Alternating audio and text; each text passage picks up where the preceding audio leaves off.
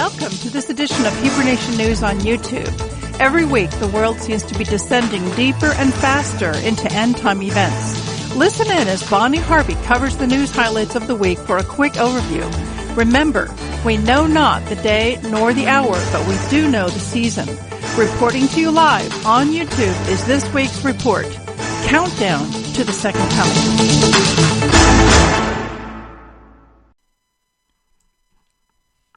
Welcome to another Countdown to the Second Coming. This is Sunday, October 9. Here is an interesting Bible codes table as found by Rabbi Glazerson, and it concerns Hillary and Obama and what the Almighty is thinking right now about them. Here's Hillary. Here it starts. Here starts with a hey, Hillary, and here is Obama. Here is the United States right here. The plain text is an abomination unto the Lord thy God, and cursed will be the taker of by bribery. This concept is reiterated in the code text. The code text states the abomination unto the Lord. So evidently the Almighty isn't any happier about the Clinton Foundation and about Obama, whose allegiance was sworn to the American people but clearly is elsewhere. He is bought and paid for by the Western bankers. Those are the ones who paid most for his campaign, the Western bankers and the Islamists. There are reports that he was put into place by the Saudi government. I don't know the verification of that, but he certainly does not have the welfare of the American people, the American economy, the American safety, the American military. He has done everything he can to cripple, weaken, and hamper these institutions. Here's the year 2016. Here is the left. They are defiled. What is in their heart? And here is the United States. So, rest assured, just as Haman was hung on his own gallows, the Almighty is best at giving people what they deserve, and that includes us. So let's be careful maybe what we do and say. Banks are still hanging on by a thread. This is going to explode, as David Wilkerson said. And here is a brief clip from him. That the banking collapse will start in Germany. Here is the U.S. banking system is leveraged 13-1. Japan, 23-1. French, 26-1. German banking system, 32-1. You see the Europeans in general and Germany especially has been extremely reckless in its investment banking. And one of the recklessness is that the Western bankers think that debt is wealth. If people owe them money, countries owe them money, that's wealth to them, because then they that's in their accounts receivable. Instead, we shall see that there is an alternative wealth, and that is based upon real wealth, commodities, foods, oil, water resources, aquifers, gold. Gold and silver have always been an honored way to pay debts. But the Western bankers, to them, and you can see the path into devastation that they have led us, that they have led the Western world, because to them wealth is nothing more than debt. Derivatives are mathematically proven to fail. Derivatives are like a big Amway scheme. Everybody gets wealthy as long as more and more and more people come in underneath you, and then you get wealthy. Derivatives are a way for investment bankers to gamble the global economy, seeking personal gain, and historically they've been backed up by public pockets. Personal gain, public indebtedness. This is anathema to God's principles. Deutsche Bank has been labeled the world's most dangerous because of its size, interconnectedness, and staggering exposure to derivative debt. Deutsche Bank is in the process of having its liquidity shut off because Merkel has promised no bailout, and investors don't want to be the last idiots that open up and give them more liquidity, and then they'll just lose it. Well, couldn't they'll be you gave them 15 million? I mean, didn't you know they were on their way out? And if there's no bailout, well, there is no guarantee. And remember last week we stated that Citibank attached a provision to a spending bill that allowed for only FDIC banks to retain the high-risk investments on their books. This prevented the high risk from being shunted off to non-FDIC banks, because Citibank wanted to keep this high-risk debt in places where the public would ultimately be responsible for the debt. Deutsche Bank has a confidence problem, and we see in the past, Lehman Brothers in the '08, once liquidity was cut off from them, the bank was bankrupt within days. The spooking becomes a stampede, and this appears to be where Deutsche Bank is right now. The IMF recently held a meeting. The European bankers were very despondent. The American bankers showed up and say, "Hey, it couldn't be better in America. New York City is going to benefit from Brexit. We're sitting great." Well, I don't know how they could be sitting great since America has no jobs, and they're also carrying a lot of debt, and the dollar is in intensive care also. Some of the largest investors have left Deutsche Bank, citing the issue of confidence. And either, as one economist said, either Berlin is pressured into a bail-in or it is game over. And enter China. China has a response to all this. They have consistently purchased gold and commodities. This stuff is real wealth. You can touch it, feel it, eat it, drink it, burn it for heat. This is real wealth. The yuan recently gained recognition as being included in the basket of international currencies. Now they want to establish a gold-backed currency. They want the yuan to be pegged with gold prices. This will be death to all fiat currency that is based upon nothing but faith. And imagine if the huge debt that is owed by the United States to China is revalued in gold-backed currency. I mean, we would be bankrupt overnight. With all the problems going on in the banking system, this is the best that the IMF leader can do. This obscene, soulless, evil woman has no appreciation for what she has caused upon the world, her and her buddies. She is the head of the IMF. People are going to starve. Economies are going to collapse. The world right now, we have Venezuela to look at. They're eating garbage. They're eating out of garbage cans. Whole populations are eating out of garbage cans. And this is the best she can do. It started with Greece. It's going to go right on, and these are nothing more than domino blocks.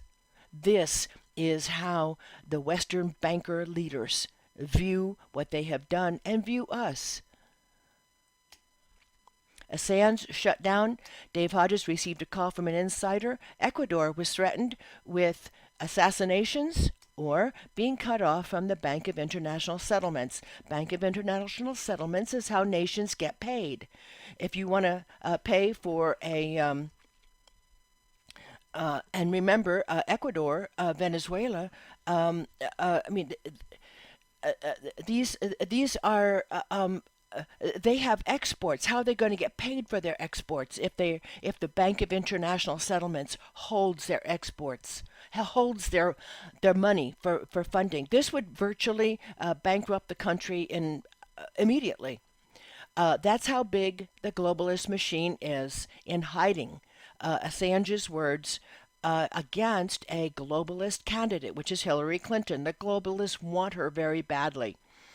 And they will do anything they can to steer people away from the populist Donald Trump. And that's how big that machine is. Okay, Ecuador, we'll wipe you off the map if you continue to support this man. This is another example of how big the globalist machine is. This is Comcast. This is where Comcast broadcasts. You can see pretty much all up and down the West Coast, East Coast, Florida. We can see Salt Lake in there. We can see the Denver area in there. And this is the area that were affected by internet blackouts during the scheduled Assange announcements. They turned off their internet so people at least couldn't hear it in real time. That's how big the globalist machine is. Is this how big the globalist machine is? I mean, we're still in the aftermath of this thing. This is an actual picture taken by hurricane planes over the hurricane, and it looks like a skull or a spook or a grim reaper, some people have said. You can see the teeth, you can see the red eye, and this is not photoshopped.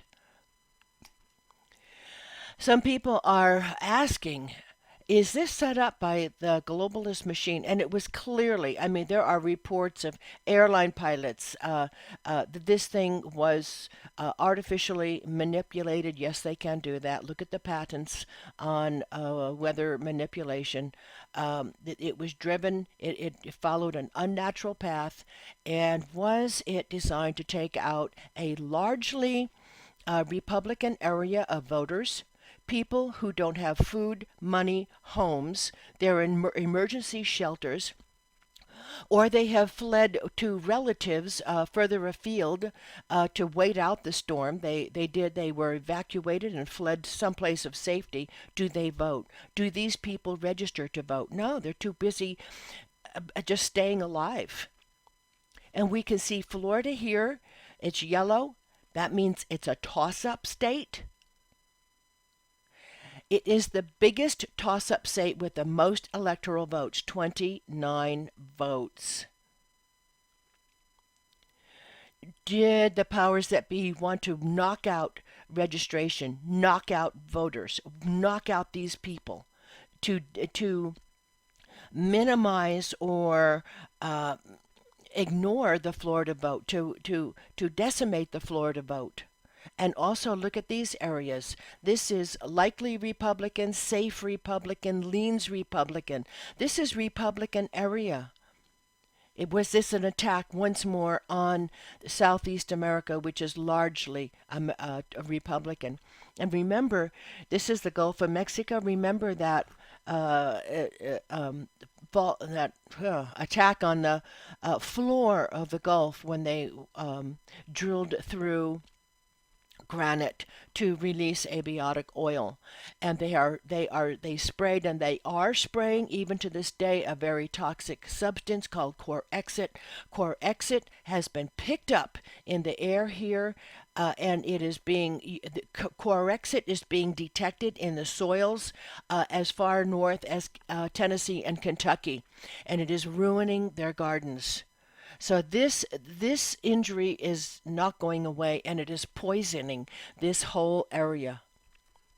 That's how big the globalist machine is. Okay, the next UN head, Antonio Guterres of Portugal. Portugal, by the way, is also Portugal, Italy, and Germany. Those banks are on, they're headed out. The doctors are just about ready to give up on them. He was previously the Prime Minister of Portugal, this guy. He was ousted in 2002 very angrily, and the issue was the economy. He is a socialist through and through. His previous position at the UN, head of the refugee program for 10 years. He is the one that spearheaded this move. He is the one that brought over 2 million refugees, quotes refugees, into Europe, followed by a spate of attacks, slashings, rapes, intimidations. Over 2,000 refugees brought into Europe as a result of the Syrian crisis. Less than 1% is Christian, and the Christians are the real victims of the ISIS aggression. They left the Christians back in Syria to deal with ISIS by themselves. And they brought in, quotes, refugees from, quotes, Syria. Let's see where they are. Less than 50% of the refugees are from Syria. Many are from Africa. The leader of Portugal's party, he was ousted in 2002. No aid is getting to Syrian Christians. This is genocide. He is unconcerned. Guterres, this is. He was interviewed by the Hudson Institute for Religious Freedom. The person, Shay, who interviewed him, said he appeared unconcerned. Meanwhile, a UN audit, while he was over the refugee resettlement program, hundreds of millions of dollars, and this is taxpayer dollars that are given to the UN for support, was handed over without oversight, without proper paperwork, without monitoring, without seeing if the work was done, overpayments galore, no internal audit of the refugee program, and the summary was rampant mismanagement. And what is his? So what? How did they chastise this malfeasance?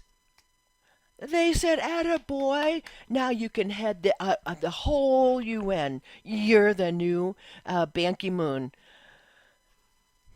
So much for the UN. Obama auditioned, but he didn't get it. And I'm sure he responded, "I don't care. Maybe I'll just remain the leader of the U.S." And we'll hear more about that later. Terrible tectonic shift. Former U.S. intelligence officers warning Obama to defuse the tensions in Syria. Russian newspapers warning that nuclear war with the West could happen soon. Today completes the exodus, and this was Friday. 40 million Russians from their homes to bunkers. Was this a drill? Probably so. They've had this annual drill since 2012, so it probably was a drill. Nonetheless, that's what they're providing. 40 million people can go underground. Letters to Quail, I'll go through this quickly. Those who are listening to military frequencies report, wow, a lot of traffic, and the operators get so rattled that they forget letters. They have to resend, and then they start inserting the missing characters. They're so stressed out that this is a loss to professionalism and accuracy, and he's asking for prayers for our military. This is another writer in. The airbornes are asking for clarifications. The recipients of traffic want to be extremely sure of what they're being told. And those that are listening say, "Oh, my soul, the level of stress here." And this is stuff we haven't heard before. Obama backs down for now after Putin's threat to shoot down NATO planes over Syrian airspace. And this Putin threatened this after the U.S. attack on Assad's troops, and Assad is a democratically elected leader. He is a sovereign nation. The United States wanted to once again go in and push over a sovereign leader like they did Gaddafi and Mubarak and Saddam Hussein in Iraq, and they want just as if they're flies on the wall, just go flick and they're gone. And suddenly, they were strong. They were working for their people. They were. But they wouldn't kowtow and be vassal states of the Western bankers who wanted pipelines, they wanted oil, they wanted all the reserves, treating the Middle East as their personal piggy bank. And when the leaders said, "No, you can't," that's when the trouble starts. Assad is the last one to say, "No, you can't. No, you can't build that pipeline here. No, you can't. I'm not giving you any special deals." And both Hussein and Gaddafi, well, they wanted to trade oil, not in dollars. That's the cardinal sin. To attack the petrodollar, that'll guarantee you have the Western bankers on you like skunk oil. Well, after NATO troops bombed repeatedly for up to 2 hours, says Paul Craig Roberts, who served in the cabinet under Reagan amidst other high appointed levels. Um, and it was only after the Russians got a lock on the NATO planes that the NATO planes flew away. After that, plus something else, we'll hear from Dave Hodges later in this um, um, sharing here, that there was another factor that precipitated this Putin's turn on America. Okay, now we know it. After this, after the NATO plane shot at Assad's troops and they went away only after the lock, Putin ran to the UN demanding that the United States explain what they were doing. If this was a mistake, oh, it was a mistake, even though the State Department apologized. Okay, explain to the Security Council what you were doing there. And that's when Samantha Powers got up arrogantly, foolishly. I mean, she has no business being an international a bureaucrat. She doesn't have the responsibility. She got up and left. And the Russians were just looking at each other. Oh, my soul. Is the West willing to sacrifice the lives of millions upon millions of people? Yeah, they are. The Western bankers would rather take the whole ship down with them than to lose power. Are we being herded into underground bunkers? No. Only Russia cares enough about its people to build underground bunkers and to have drills because Putin cares about his people. Our government does not care about us. So no imminent airstrikes on Syria, at least for now. I don't know. Again, there is an addendum at this. I mean, every morning you wake up, the plot thickens. It remains. Satan-worshipping banker-led West remains out of options. The BRICS nation is growing in members, volume, and influence, threatening the petrodollar. BRICS nations is an alternative to the Western central banks. They don't trade in dollars. This is Brazil, Russia, India. The last one is South Africa. I don't know. I'd have to look it up. I didn't look it up. But Canada. There we go. I think it's Canada. Okay, but these are growing in members. They have a lot of members now. Canada, I know, wants to go. They voted on it. And this threatens the petrodollar because they're not trading in dollars. Banks are facing a global collapse with the fall of Deutsche Bank. And once again, here is the interconnectedness of banks. Here we see Deutsche Bank right here. Look at the interconnectedness. And the more interconnected they are, the more dangerous they are. Because if they go, they're pulling everybody else down with them. Look at all these strings attached. These are like everybody's climbing on a very slippery slope, and they're all roped together as mountain climbers are. Well, look at the weight of Deutsche Bank. Deutsche Bank is, he's a 300-pound man who's linked to a 100-pound man. I mean, who's going to win this? He's going to pull everybody down. And look at the U.S. Not as entangled, but entangled enough. That's why the U.S. is one of the last banks to fail. Here's the Bank of China. Is anybody going to here's Japan over here. Remember David Wilkerson's words. It starts with Deutsche Bank. It goes to the Far East. It goes to South America. And then 2 weeks after Mexico, the U.S. falls. Within 2 weeks of Mexico's falling. So here's another one.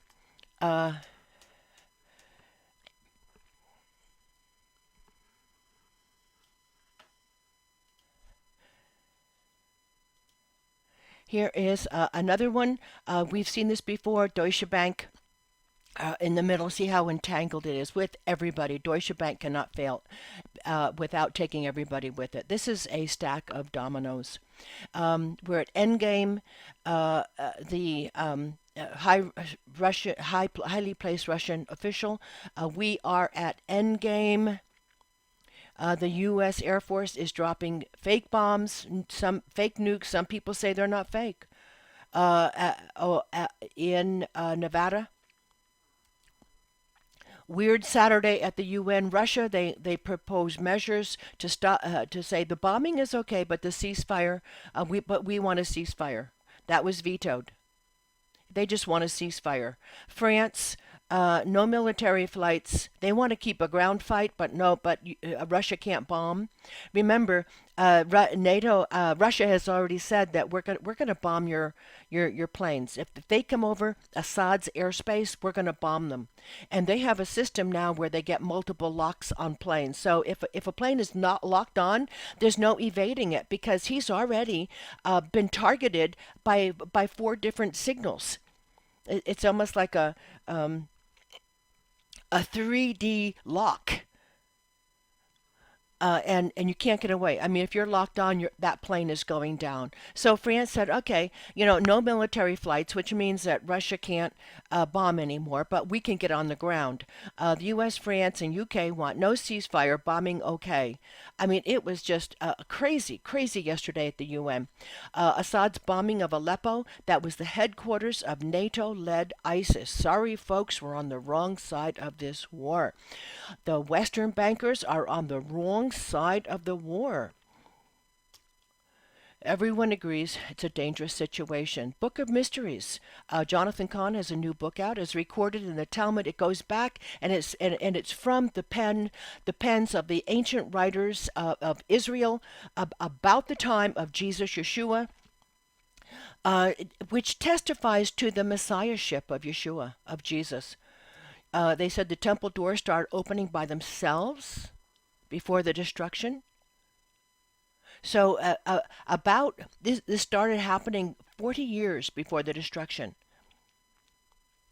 And it said that the priest would rebuke the doors, but the doors still started to open because the doors were not being opened by a demonic spirit. The doors were being opened by the Spirit of the Almighty, trying to tell these people it's not safe. Get out. The Sanhedrin research at the time recorded in their ancient Talmud and other writings the Messiah must come prior to 30 AD. The scarlet cord, which was tied on the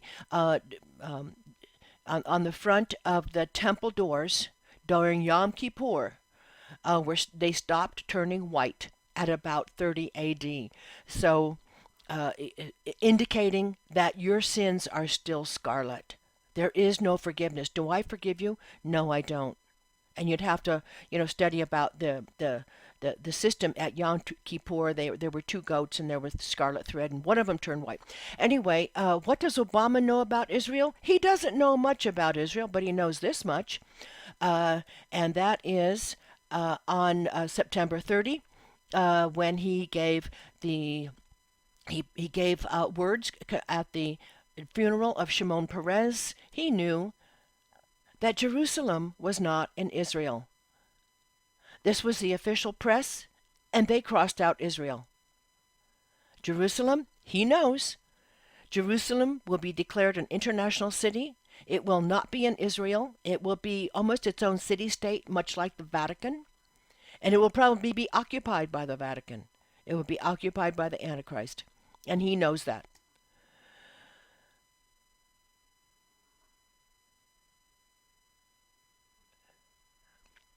This was put up just today, the Dave Hodges emergency announcement. He put this up early this morning. Please go here. Please listen to this. The situation gets more dire by the day. This is hot off the press. This hasn't been out if it's been out 10 hours at this point, I would be surprised. Russia is moving nuclear offensive and defensive weapons into Estonia and Latvia and mobilizing on the Polish border. They are preparing for a first strike. Why would they do a first strike? Because it is the only way that they can be sure that they can have their ducks in order, save their people, put them in bunkers, and take out the United States. Or else they sit there waiting for the U.S. to attack them first. And remember, we have previously discussed an IT worker on the infrastructure, on the electrical infrastructure of the United States, very high placed, who said all the software they're using for our electrical infrastructure is Chinese. He said with one keystroke, they could take out our electricity. It wouldn't even take an EMP. The U.S. is moving the same into Iraq. And this is one of the things that made Putin change his tune. They're moving offensive and defensive weapons into Iraq, missile systems. And that's when he looked at that. He looked at the walking out of the UN, and he said, "Oh my soul, they're actually going to bomb us." If Trump cannot be derailed, leaders move into an attack on the U.S. population, including bioweapons, says Dave Hodges, informants. UN peacekeepers are already living on U.S. soil. And he questions, are they living in housing taken from U.S. citizens via foreclosure?